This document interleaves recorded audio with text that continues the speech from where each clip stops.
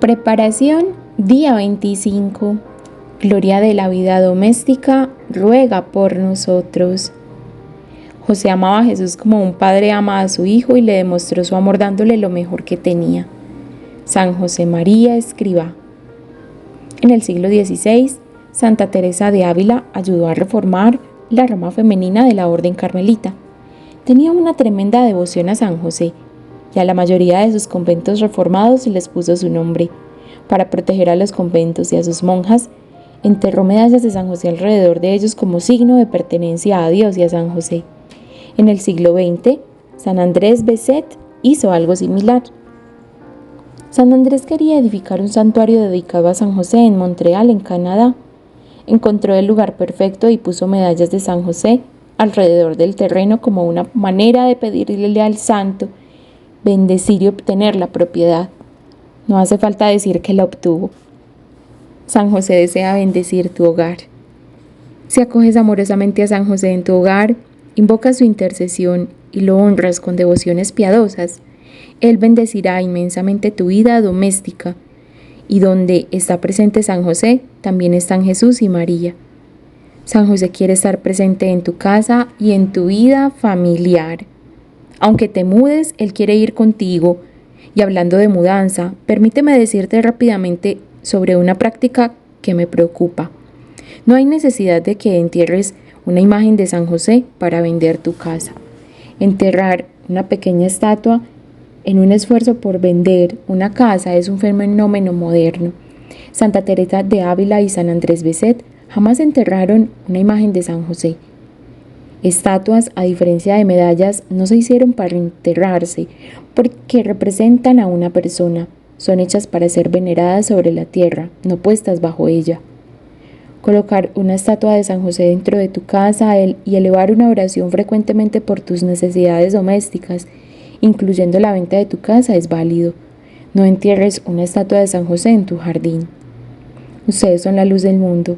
No se puede ocultar una ciudad situada en la cima de una montaña, y no se enciende una lámpara para meterla bajo un cajón, sino que se pone sobre un candelero para que ilumine a todos los que están en la casa. Cualquier cosa que decidas hacer, jamás entierres una estatua de San José boca abajo. Hay quienes en ocasiones realizan esta práctica extraña como forma de chantaje espiritual, prometiendo devolverle a la posición correcta solo cuando su casa se haya vendido. Ese tipo de prácticas es semejante a tratar una estatuilla de San José como un talismán o un amuleto de la buena suerte. San José es tu padre espiritual, no una chuchería. No hay necesidad de enterrar una estatuilla en él. Háblale y él te escuchará. San José ama la vida doméstica. San José es el santo de los años ocultos de Jesús. Esta realidad es algo increíble que habría que reflexionar. Considera tus propios recuerdos de cuando vivías en casa, las salidas familiares, los cumpleaños, las celebraciones religiosas, cuando jugaban todos juntos o cantaban. Lo más seguro es que hayas vivido en la casa de tus padres unos 20 años más o menos. Nuestro Señor, sin embargo, vivió con María y San José 30 años. El amor, la intimidad y la familiaridad que Jesús, María y José compartieron es increíble. San José reconocía los pasos de Jesús, conocía el sonido de su estornudo, su risa y su voz elevada en cantos. Conocía sus ademanes, sus rutinas matutinas, posturas, sonrisas, su bostezo y sus comidas y bebidas favoritas. Estos son los recuerdos valiosos que permiten profundizar en la mente y el corazón de San José.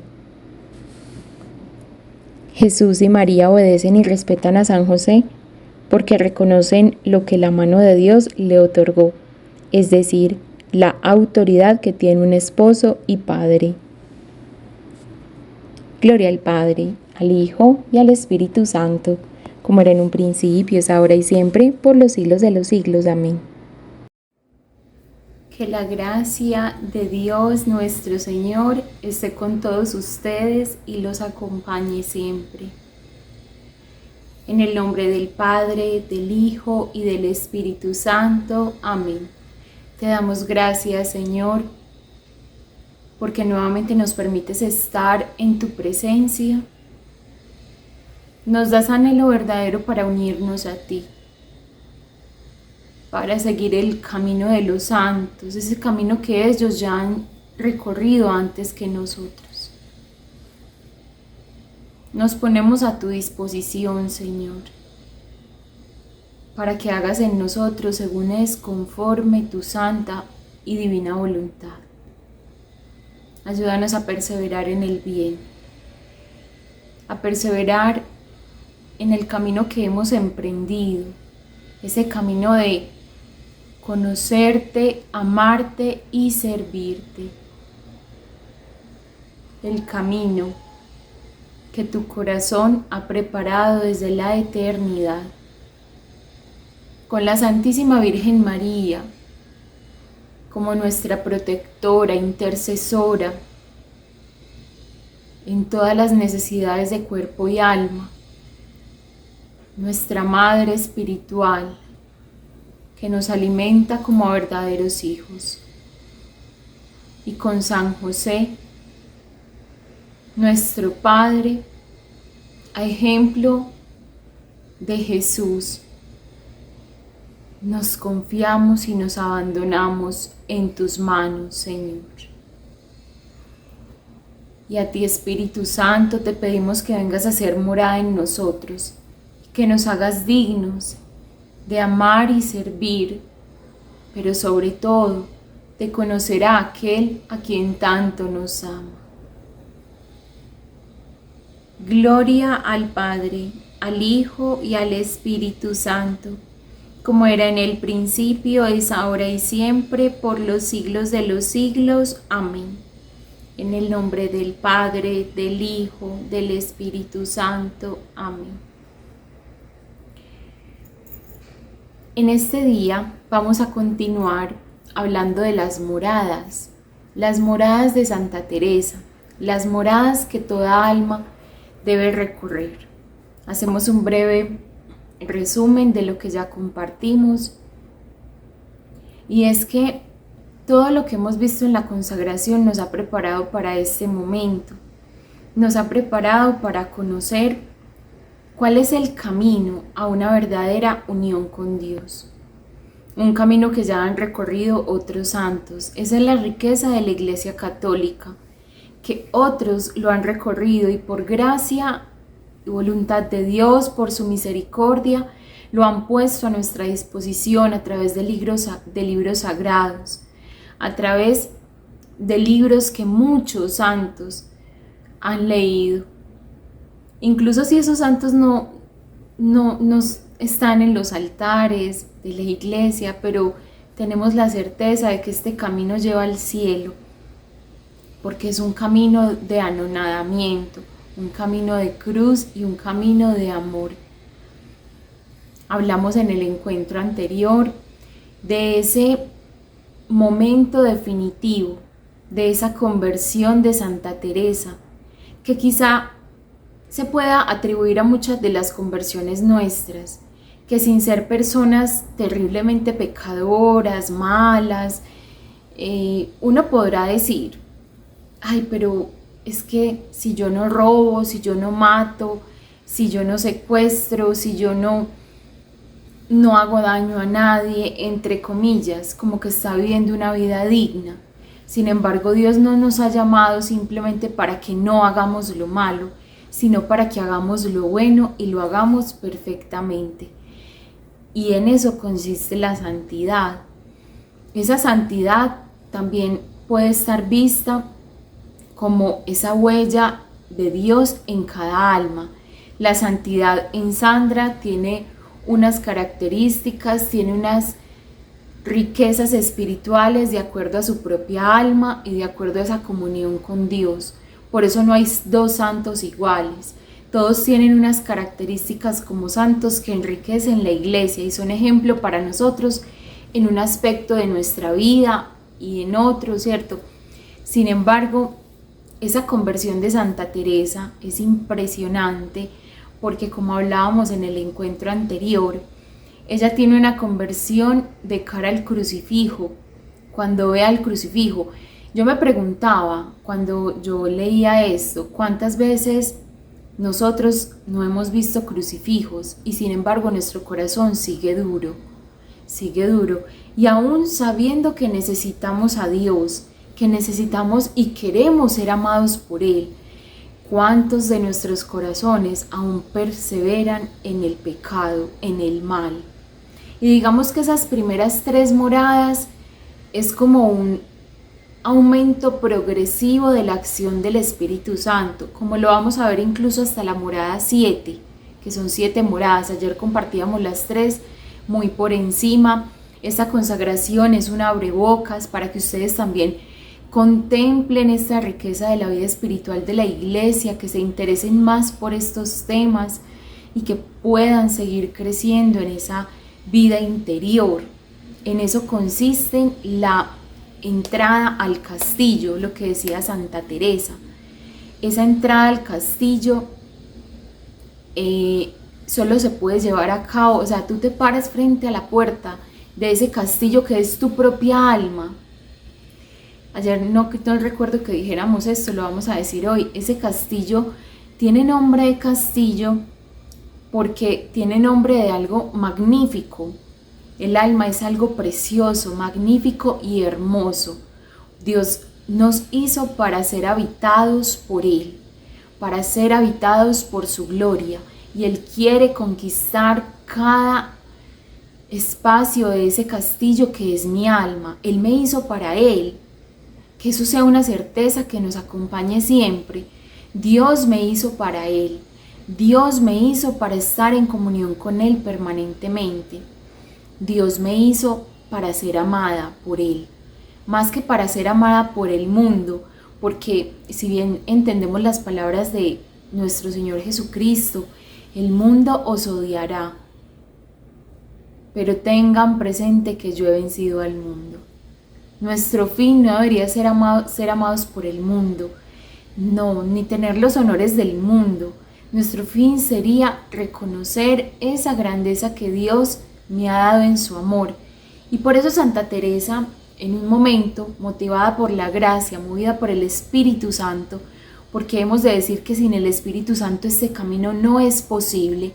Él es el que conduce al alma aún más a mayores profundidades. Y esa alma que está hecha para Dios encuentra en Dios su complacencia completamente. No en nada de lo creado, en nada del mundo, no. Ese no es nuestro fin. Nosotros hemos sido creados para trascender a lo eterno, para ir al encuentro con la eternidad. Nuestra alma es eterna, a diferencia de las demás cosas creadas, porque es lo único que Dios hace a su imagen y semejanza, el ser humano. Por eso la importancia de que dispongamos nuestro corazón para explorar de cara a Dios, con la luz del Espíritu Santo, esas moradas de nuestra alma. Santa Teresa tuvo que vencer también ella misma unas objeciones que tenía en la vida espiritual o unos condicionamientos. Ella no era una mala persona, como no lo somos muchos de nosotros. Sin embargo, hasta la edad de 39 años, esta mística de la Iglesia no tuvo su encuentro verdadero con Dios y lo tuvo a la luz de la cruz, a los pies de la cruz, y por accidente. Ella ni siquiera estaba pensando, ay, hoy me voy a encontrar con Dios, no. Lo que hemos dicho también en otros encuentros anteriores, Dios es quien sale a nuestro encuentro. La oración, toda oración que sale de mi corazón es una respuesta, o sea, no soy yo la que inicia la conversación, que es una oración. La oración tiene su origen en el corazón mismo de Dios. Es Dios quien solicita mi interés, mi atención, y quien voluntariamente le corresponde es ese quien puede salir al encuentro de estas moradas. La primera morada, entonces, para no ahondar mucho en lo que ya hablamos ayer, es esa lucha con la oración. Tiene como esa connotación fuerte, que nos cuesta mucho hacer oración. Sin embargo, quien persevera puede alcanzar las mieles celestiales, las mieles de la contemplación. Esa oración todavía en las primeras moradas, donde hay mucho pecado, incluso pecado mortal, incluso hay muchas caídas, hay bestias salvajes que son nuestros instintos, que todavía gobiernan el alma. Cuando avanzamos a la segunda morada, nos damos cuenta que esta morada ya tiene como una connotación un poquito mayor en la oración, y es que ya no nos cuesta hacer oración mental, esa oración cuando yo hablo con Dios, cuando yo tengo esas emociones interiores motivadas por el Espíritu Santo y que han podido tener lugar en mi alma por la disposición de mi alma al encuentro con Dios. Esta segunda morada también nos confirma un poco más en esa disposición, tener al Señor permanentemente presente. Y esta morada y todas las moradas están ofrecidas a cualquier estado de la vida.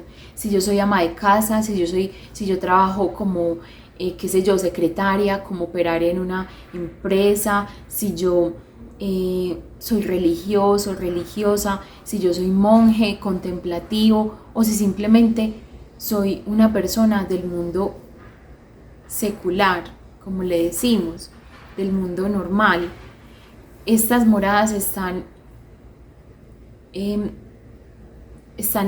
a la puerta de todos los corazones. Basta que nosotros tengamos esos ojos sobrenaturales para poder disponer nuestra alma, porque todos podemos transitar por estas moradas. Hay un mandato y es orar sin cesar.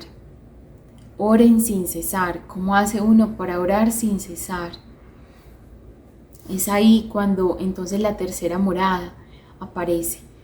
Cuando esto ya empieza a darse en nuestra alma, digamos que todo está muy poquito, encontrará su plenitud en la séptima morada, que es la última, que es la de la unión con Dios.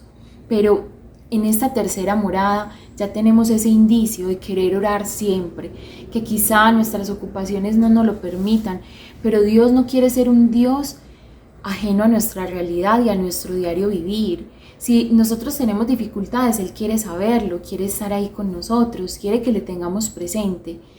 Pero también cuando tenemos alegrías, que Él no sea ajeno y que no sea como el Dios que tomamos y que dejamos. Lo tomo cuando lo necesito y lo dejo cuando no lo necesito. Dios no quiere ser eso. Y Dios es un Dios muy celoso de su gloria. Y si Él se va a dar por entero a nosotros en esa unión, quiere recibirnos por entero. No quiere a medias tintas, nada. En esta tercera morada hablábamos que es muy importante porque ya se empiezan a dar visiones, ya se empieza a dar como una contemplación mayor. Ya yo tengo unas emociones interiores más profundas que yo reconozco que no vienen de mí. Es muy importante tener a alguien que nos guíe espiritualmente en este camino, porque nos podemos perder. Y Satanás puede usar nuestros gustos sensibles que aún están muy vivos para dominarnos, para hacernos extraviar el camino. Por eso es importante la comunidad de fe y por eso es importante el director espiritual, la vivencia profunda y asidua, frecuente de los sacramentos. Esto nos va a dar un discernimiento y nos va a dar también una docilidad para escuchar y seguir esa voz de Dios que tanto nos ama. En esta morada se vivencia más profundamente la acción del Espíritu Santo en nuestras almas. Ayer entonces quedamos a puertas de la cuarta morada. Digamos que en la cuarta morada hasta la séptima ya será, las tres primeras moradas es como cuando hablábamos ayer decíamos, muchas personas no pasan de la segunda morada, se conforman con ese poco que le dan a Dios y eso poco que reciben y creen que ya llegaron a la plenitud en la vida espiritual, pero todavía falta mucho camino. En la tercera morada, la persona, aunque tiene una disposición mayor a la gracia, digamos que se mueve todavía entre gracia y pecado, que sin la ayuda del Espíritu Santo y sin las renuncias que Dios le pide a cada alma, estas almas no pueden alcanzar la cuarta morada. En la cuarta morada estamos a puertas ya de un matrimonio espiritual con Dios y una unión. Más adelante vamos a ver qué significa eso de matrimonio en mi vida normal, en mi vida secular, por ejemplo, mi vida de casada, cómo Dios me llama a esa unión a través de mi vida de esposa. Porque sin duda Él nos llama a la unión en cualquier estado que nosotros nos encontramos, casados, solteros, quizás separados de cuerpos con mi esposa, mi esposo, esas personas que tienen esa situación que quizá les aflige. Vamos a comentar aquí qué es lo que Dios espera de mí, qué es lo que Dios espera según mi situación de mi vida normal, de mi vida común, de mi vida diaria. Bueno, y en esta cuarta morada, como decíamos, estamos a la puerta ya de un matrimonio espiritual con Dios. Suena así, es muy bonito lo que el alma experimenta, y es tanto que cuesta incluso expresarlo en palabras, pero digamos que Dios quiere configurar su alma, su espíritu, su divinidad completamente en el alma que quiere conocerle. Él quiere transfigurar y quiere plenificar esas almas que queremos conocerle. Y para eso Dios ha dispuesto un cuerpo místico, que es el de la iglesia, donde Cristo es cabeza de todos. Él es la cabeza y por medio de Él nosotros nos entregamos al Padre eterno, podemos participar de la vida eterna. Si nosotros no nos adherimos al cuerpo de Cristo, es imposible que nosotros podamos tener siquiera la entrada a la primera morada, porque es Cristo quien nos configura y quien nos hace partícipes de la vida eterna, nos configura con el cielo, con la vida eterna, con las cosas celestiales, con la grandeza que encontramos en el Padre. No es a través de otra persona, no es a través de nada más. Esto lo entendió muy bien la Virgen María, que se unió completamente a la vida de su Hijo, en sus dolores, en sus agonías, pero también en sus alegrías, en su vida pública y en su vida privada. En todo ella estaba unida a Él. Y San José aprendió de la Virgen María a vivir de la misma manera, por amor a Dios. Por eso, en el marco de esta consagración es una riqueza muy grande que nosotros tengamos esta plenitud y este conocimiento tan grande de que podemos participar de esta vida eterna, de esta vida en Dios plenamente. En esta cuarta morada se da algo muy particular, y es que el alma en las primeras tres moradas iba y venía de la gracia al pecado, del pecado a la gracia. En la cuarta morada el alma ya es consciente de sus pecados y faltas y quiere reparar y llora sus pecados y va y se confiesa y derrama su espíritu, derrama su corazón ahí a los pies del Señor a través del sacramento de la confesión, y lo hace consciente de todos los pecados que está cometiendo o que cometió en el pasado. Pide perdón por ellos, se ha vuelto muy sensible a los pecados y ya puede discernir mayormente cuándo está pecando, cuándo está desagradando a Dios, y puede entonces reponerse a través de los sacramentos, a través de la gracia. Digamos que es como el inicio del matrimonio espiritual, porque Dios nos ha creado para Él y Él no admite pecado en nosotros. Por eso esas doctrinas que pretenden ser muy suaves con el pecado, realmente lo que hacen es deformar las almas y desviarlas de su camino, impedir que tengan esa plenitud en Dios, porque ustedes en los santos no van a ver una falsa misericordia. Esa falsa misericordia que dice, tranquilo, usted está en pecado, no importa, Dios ama al pecador. Sí, Dios ama al pecador, pero no al pecado. Con el pecado no quiere nada y Él no se merece nada que tenga que ver con pecado, porque Él ha pagado un precio muy alto, un precio de cruz, por redimirnos y por limpiar nuestras almas, como para que nosotros nos presentemos delante de Él todavía inmundos, todavía manchados, todavía llenos de adulterio o de fornicación o de vicios ocultos o de pornografía o de robo, deshonestidad, mentira o de presunciones y petulancia o de soberbia, falta de mortificación. Él no se merece eso. Por eso Él se da por entero solo a quien se da por entero a Él. Y ese es el motivo muchas veces por el cual nosotros no avanzamos en la vida espiritual, porque creemos que la vanidad no es pecado. Porque, yo quererme ver bonita, pero poner eso por encima de Dios, ténganlo muy claro, todo lo que está por encima de Dios es un pecado que ofende su gloria. No podemos tener nada por encima de Dios, ni siquiera el amor a mi esposo, el amor a mi esposa, el amor a mis hijos. ¿Y significa eso que entonces voy a despreciar mi familia? No, significa eso que le voy a entregar a Dios lo justo, y es la primicia de mi corazón, lo primero de mi día, lo primero de mi pensamiento, lo más hermoso de mi juventud, mis fuerzas, mi descanso y mi cansancio, mi cuerpo, mi alma, todo lo que soy, mis potencias, todo es para Él. Y en la cuarta morada esto se empieza a ver y a vivir. En la cuarta morada ya hay una presencia más fuerte de Dios en mi vida por medio de la oración. Recuerden que todo esto se vive solo en el contexto de una oración constante, vigilante, direccionada, una oración sin cesar. Orar sin cesar, este es el fruto de la oración sin cesar, Dios mismo, no hay otro mayor a ese. En esta cuarta morada se da una sensibilidad muy grande a los pecados y yo quiero llorar mis faltas y repararlas, enmendar el corazón de Jesús.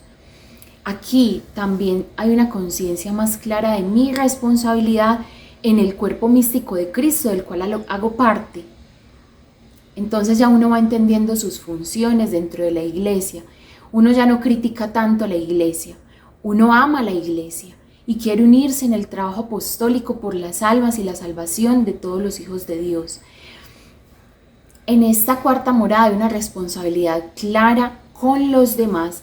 Aquí es que aparece un apostolado, pero miren que no es una motivación de mi interior, simplemente no, es mi deseo unido o motivado inicialmente por el Espíritu Santo. Es el Espíritu Santo quien hace posible el milagro del apostolado en las almas. Y eso es muy importante que lo recordemos porque estamos también en el conocer, amar y servir a Dios. Yo solo quiero servirlo cuando lo conozco, cuando puedo gustar las mieles que Él tiene para ofrecerme. Yo solo puedo servirle cuando el Espíritu Santo me mueve a ello. Y cuando uno se pone a ver la historia de la iglesia, se pone a ver cosas tan divinas, como que Dios a través de los santos ha dado como una respuesta al mundo. Los santos son la respuesta de Dios al mundo. Imagínense eso, qué hermoso. Nuestro mundo en este momento necesita respuesta contundente de fidelidad, de pureza, de familia, de integridad, de amor a Dios, de piedad. Necesita esa respuesta de generoso servicio a los demás. Y adivinen en quién Dios se va a apoyar para dar esa respuesta: a la sociedad, al mundo, en nosotros. Y a mí me arde el corazón yo decirles esto, porque nosotros somos esa respuesta que Dios quiere dar al mundo, pero no así como estamos, impuros, manchados por nuestras faltas. Por eso Él nos pone primero como ese deseo de reparar y nos purifica a través de las lágrimas. Aquí en esta cuarta morada las lágrimas son la purificación del alma, unas lágrimas verdaderas. Cuando podemos llorar nuestras faltas, no estamos lejos del reino de Dios, no estamos lejos de esa unión con Dios. Definitivamente, ¿qué nos aleja de Dios? El pecado. Pero no solo el pecado consentido, sino el pecado de omisión, el bien que dejamos de hacer, y aquí lo sabemos. Por eso corremos al servicio y al apostolado, torpemente, inútilmente muchas veces, como ese siervo inútil que solo hizo lo que se le mandó. Nuestro corazón impresionantemente quiere correr a Dios. Que no tenga cómo es una cosa, pero el Espíritu Santo nos va a ir facultando a medida que nos vaya sumergiendo más y más en esa unión con Dios. Miren, es algo también que yo he de notar para bien de sus almas en este video, en esta charla, y es que solo en el camino de la unión con Dios se puede dar un verdadero apostolado, con frutos para la eternidad en mi alma y en el alma de los demás, en las almas de mi familia. Solo ahí se puede dar el servicio a Dios íntegramente, con un fruto verdadero. Y es que no es de otra manera, porque Dios da a las almas por medio de mí Cuando en mi vaso, en el vaso de mi alma ya desborda su amor. Yo aquí en la cuarta morada ya me he sentido amada, me reconozco infinitamente importante ante Dios, tanto así que ha muerto por mí en la cruz. Lo ha hecho todo por mi salvación, lo ha hecho todo por ganar mi amor. Cuando ya tenemos ese reconocimiento, entonces se requiere una perseverancia aún más en la oración y en la unión con Dios. Alcanzar esa unión es muy importante en el marco de esta conversión, no se da de otra manera.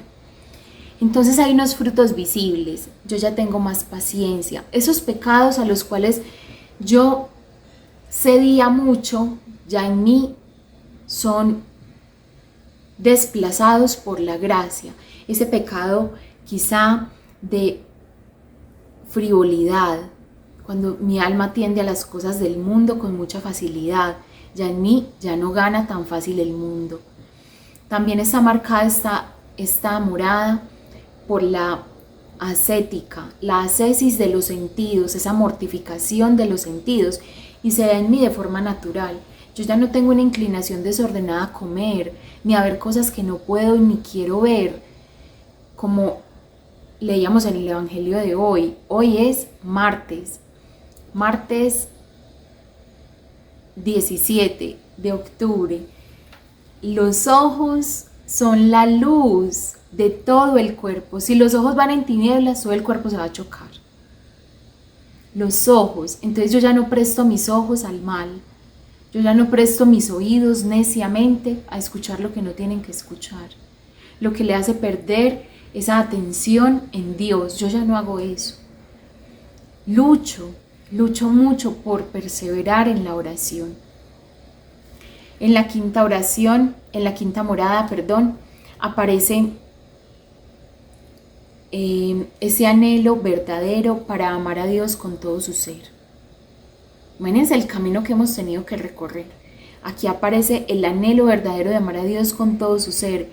Y es un anhelo más profundo cada vez, como una llamita que empezó en el momento mismo que yo me paré frente a la puerta de mi castillo. Esa llama ha ido creciendo, paulatinamente, hasta llegarme a la séptima morada. Y a medida que yo voy recorriendo las moradas, en mí se va encendiendo esa llama. Por eso hablábamos como esa certeza de que Dios nos está hablando al corazón, cuando ese ardor en nuestro corazón está, cuando es una llama la que yo siento que arde en mi pecho. La acción del Espíritu Santo en nosotros tiene varias connotaciones, y esta yo creo que es una de las más sensibles y visibles, cuando el corazón arde de amor, porque quiere amar más, porque quiere darse más. Bueno, esta quinta morada tiene una característica muy importante sobre las demás, y es que está dispuesta a soportar todo sufrimiento por amor a Dios. Ya no le importa si tiene o no consuelos espirituales. Al alma ya esto no le importa, porque saben que en los consuelos espirituales está Dios, pero también cuando no hay consuelos, ahí también está Dios. Esa alma ya no teme. Entonces, cuando yo miraba esto en la vida de los mártires, por ejemplo, una Santa Juana de Arco,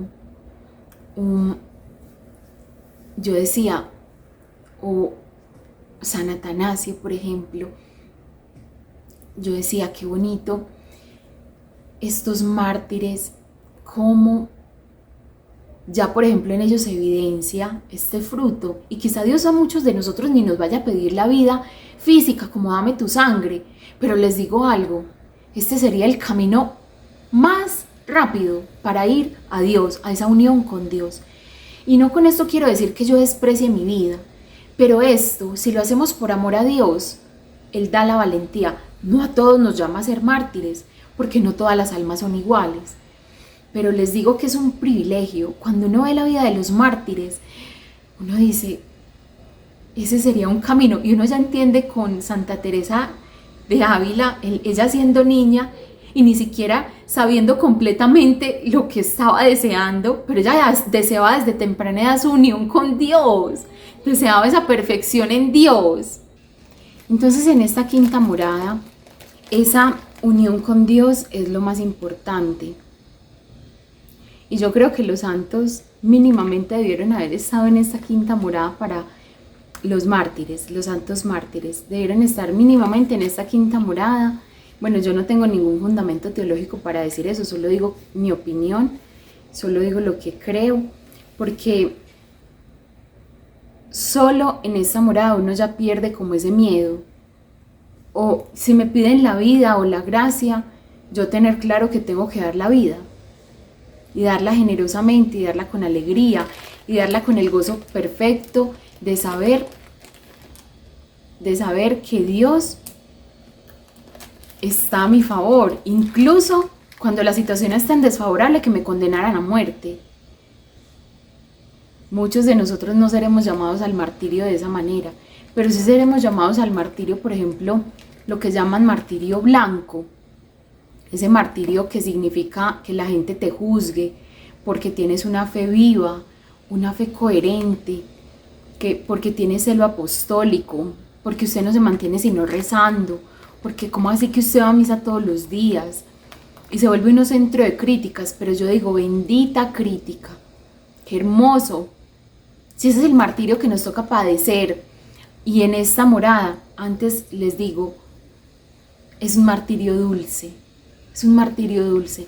Solo un alma que pueda llegar a esa unión con Dios, que quiera anhelar esa unión con Dios y que el Espíritu Santo le esté asistiendo, puede llegar a la certeza de que ya ni lo bueno ni lo malo me alejará de Dios.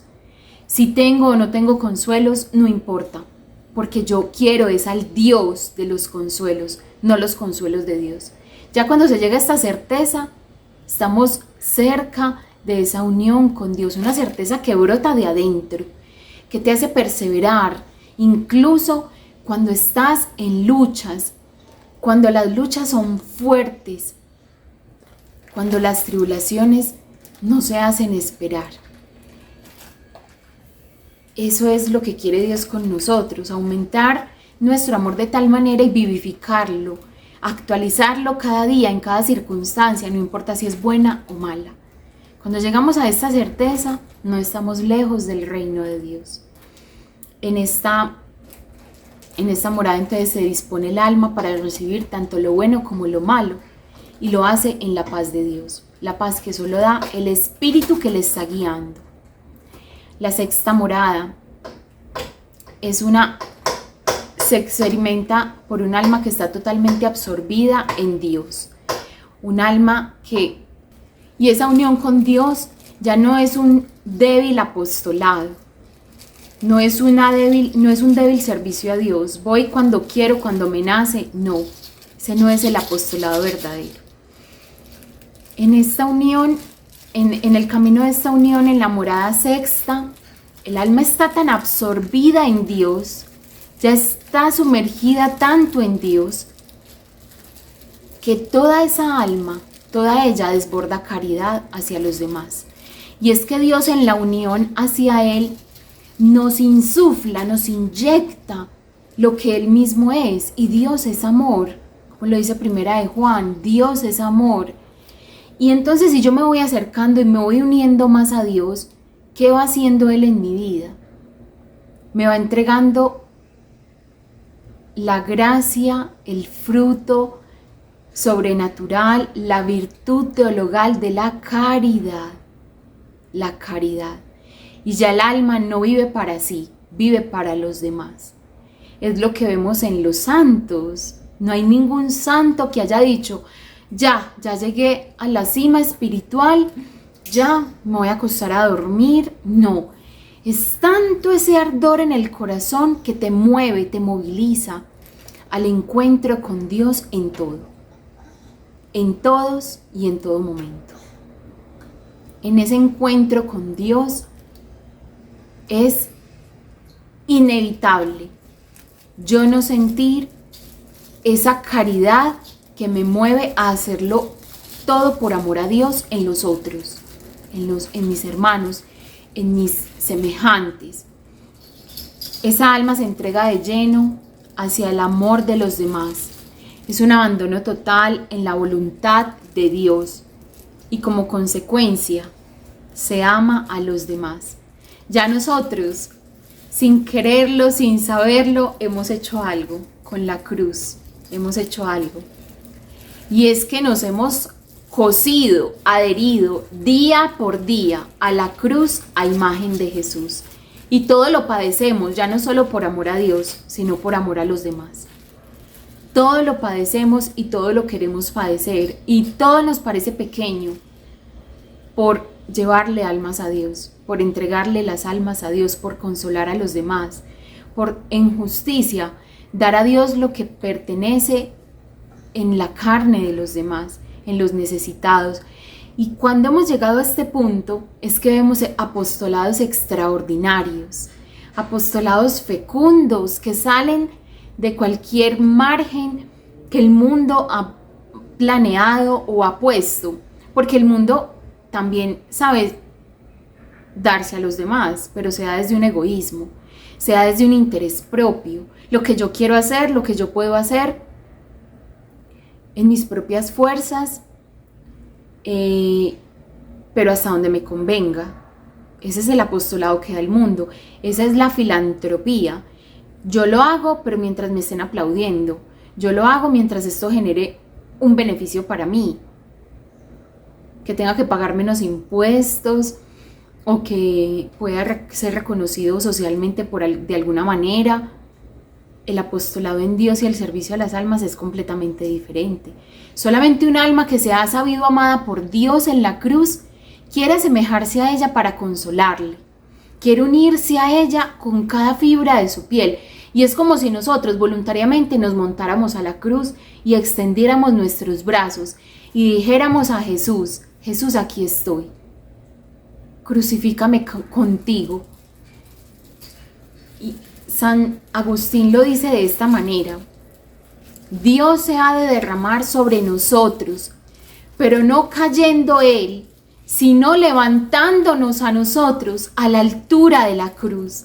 Y esa altura de la cruz solo se puede vivir cuando nosotros queremos estar con Cristo en la cruz, perdonando las ofensas que nos han hecho, y lo hacemos con alegría, viendo en todas sus heridas, sus necesidades, más que sus faltas, entendiendo en Dios cuál es la caridad perfecta a la que Él llegó y a la que nosotros también anhelamos llegar por medio del apostolado que Él nos regala.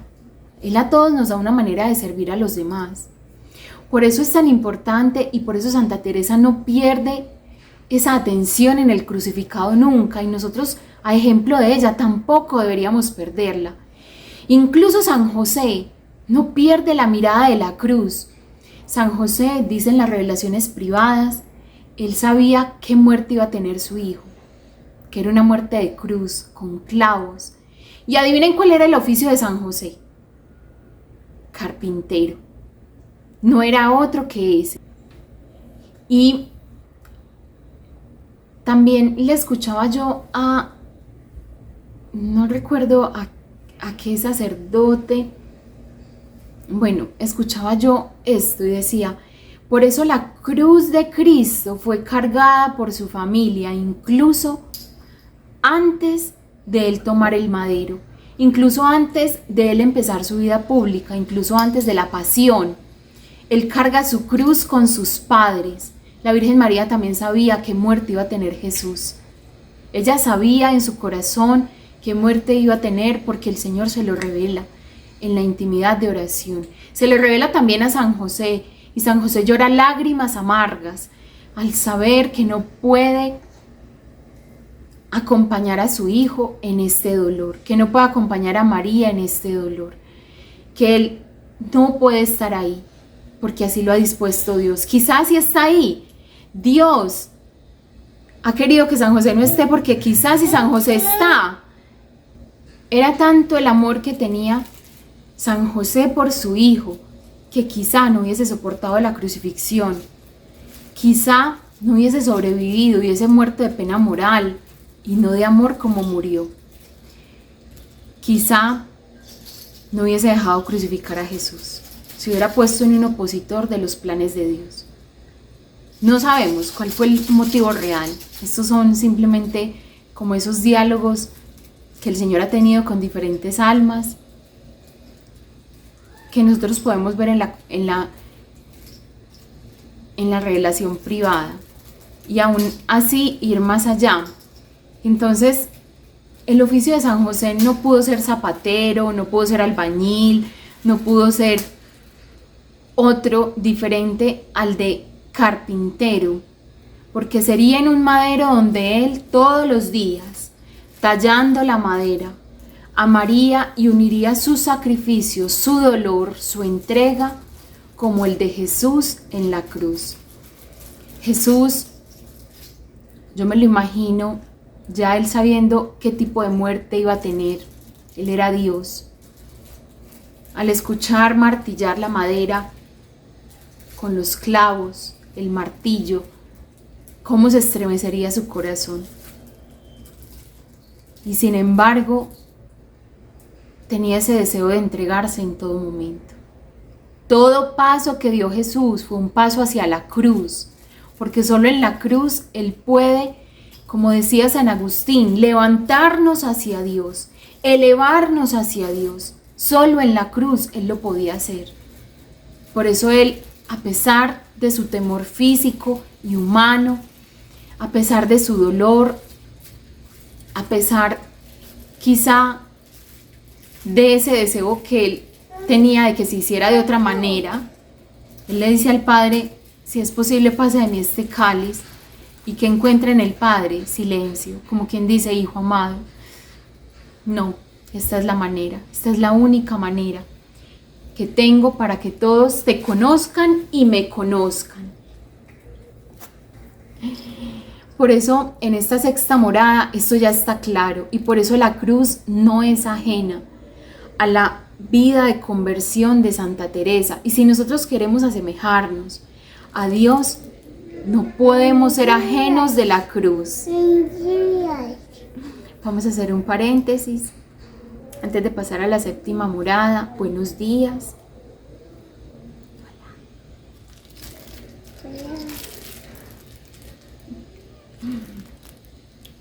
Eso es lo que se vive en la sexta morada.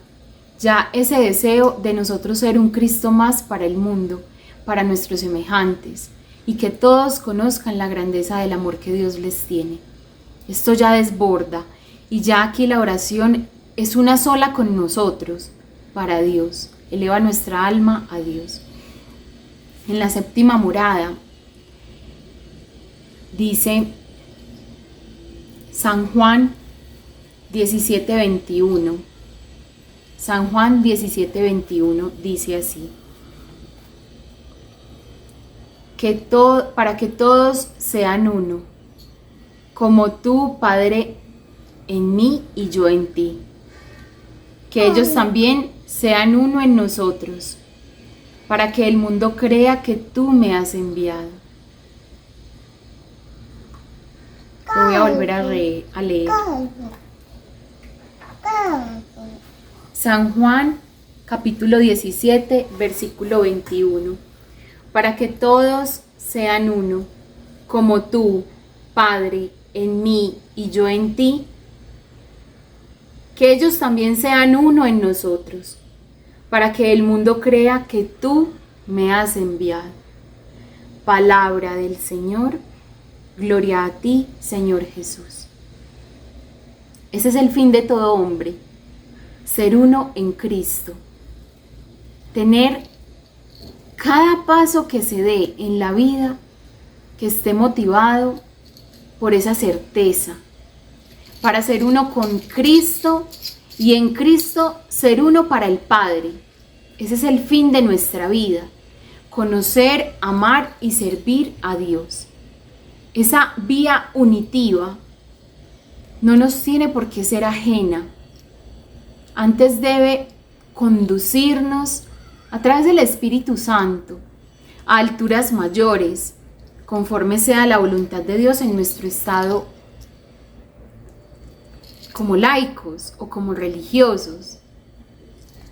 Debe conducirnos Dios a mayores alturas por medio de su Espíritu, por medio de su amor. El alma cuando llega ya a la séptima morada, ya ha entendido lo que significa invocar el nombre de Jesús, como lo hemos aprendido en la plegaria del corazón. Ha aprendido lo que es orar en la recámara escondida que dice Mateo 6. Y este método de oración es que no es inventado por Santa Teresa.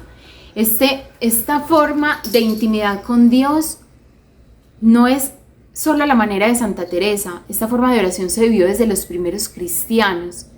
Esta forma de intimidad que nosotros aquí hemos propuesto a través de la palabra de Dios, que contiene el Espíritu mismo de Dios, que fue quien inspiró la palabra sagrada, es que nosotros hemos propuesto esta unión.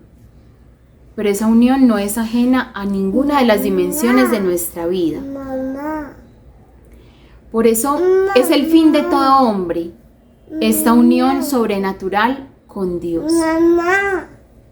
Vamos a dejar la charla hasta aquí porque vamos a ir profundizando en lo que significa esa verdadera unión con Dios en nuestro estado de vida, a través del camino que Dios ha preparado, a través de la vivencia de los sacramentos y cómo esos sacramentos, sobre todo los sacramentos de servicio al cuerpo místico de Cristo, facilitan esa unión, no la entorpecen, la facilitan.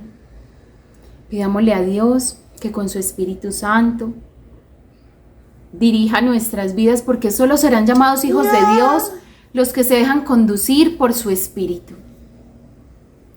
Pidamos a San José que nos una al misterio de Cristo, como Él mismo estuvo unido. Pidamos a la Santísima Virgen María, Madre de todos nosotros, su intercesión, su poderosa intercesión, para que a ejemplo de ella podamos amar perfectamente a su Hijo y servirlo como ella lo sirvió. Gloria al Padre, al Hijo y al Espíritu Santo, como era en el principio, es ahora y siempre, por los siglos de los siglos. Amén. En el nombre del Padre, del Hijo y del Espíritu Santo. Amén. Amén. Un santo día. Santo día en la gracia de Dios. Gracias a Dios. Los amamos mucho en el corazón de Jesús, José y María, y nos vemos en la próxima charla. Perseveren pues en ese bien que se han propuesto alcanzar en sus corazones, incluso cuando nos cueste, incluso cuando no sepamos ni cómo lo vamos a hacer. Perseverar en las prácticas de oración, en el bien que nos hemos propuesto hacer. Adiós. Adiós.